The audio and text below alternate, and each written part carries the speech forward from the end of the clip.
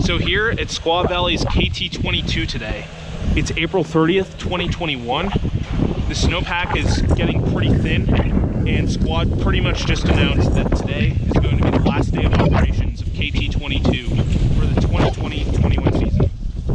But this isn't just any closing day, it's a special closing day. You might be wondering why. Is it because it's the end of April and the resort's made it this long? Not really. KT22 usually makes it this late, and honestly can often make it even later in May or even June sometimes. Is it because of the fact that we're in shorts weather and it's 65 degrees? I mean, that is pretty cool, but that happens a lot here at Squaw during the spring. So no, the reason why today is a special closing day is because this is the last day ever of KT22 operating as it currently exists. And in this video, I'm gonna explain why. So next season, KT22 won't be the only lift up here. Instead, there's also going to be a gondola. And it's gonna stop about here, and it's gonna go along this line over here. And so you can see KT22 is the only lift that goes in this general area.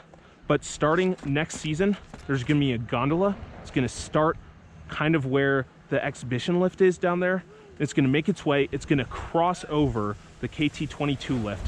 Then it's gonna have a mid station here for continuing all the way over to Alpine Meadows. So let's take a look at some of the terrain that's gonna be affected. So much of KT22's terrain, especially in terms of its technicality, is gonna stay the same. But areas such as this are going to turn into a lift line.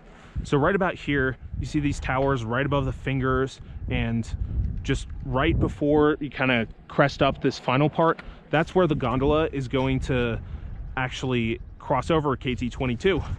And so there are a couple of things that could happen as a result of this. So thing number one, this could actually really help improve KT capacity. So KT22 is a pretty famous lift and gets long lines during the peak times. There's the Olympic Lady Helper lift over there, but it almost never runs. So for one thing, the new gondola is going to provide a lot of new capacity to this area. And you'll have people who will be able to directly access KT22 from both Alpine Meadows and Squaw Valley. And so the other thing that might do is it might bring a little bit more traffic up here. Now KT22 already gets skied out pretty quickly, but with that extra capacity, we might see it get skied out and get even more crowds than they have now.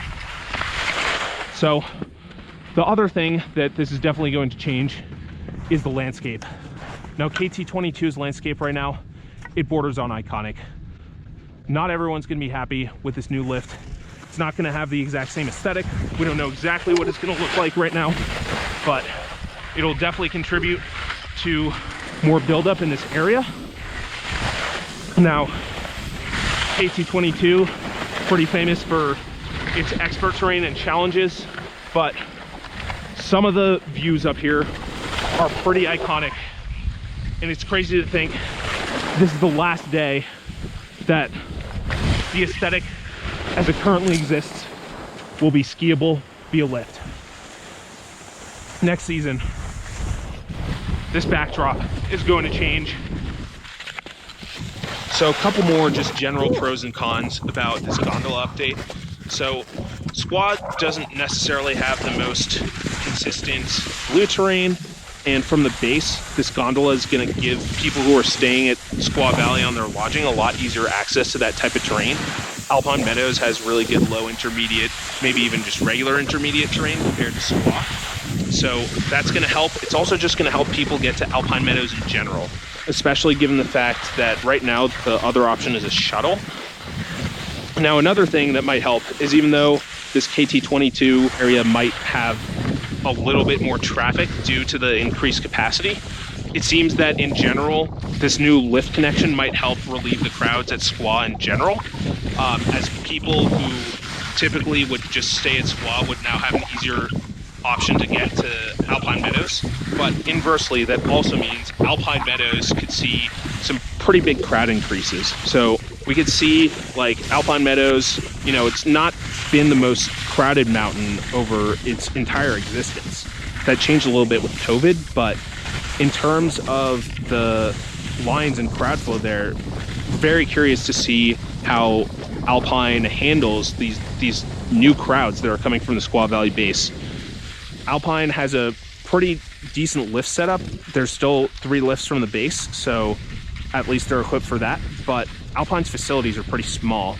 So we're just curious to see what happens when everyone tries going in for a break there. Not exactly sure what's gonna happen, so we'll be watching out for that. So this is the end of an era for Squaw Valley, and honestly, it couldn't have come on a more perfect day. These are absolutely phenomenal spring scene conditions.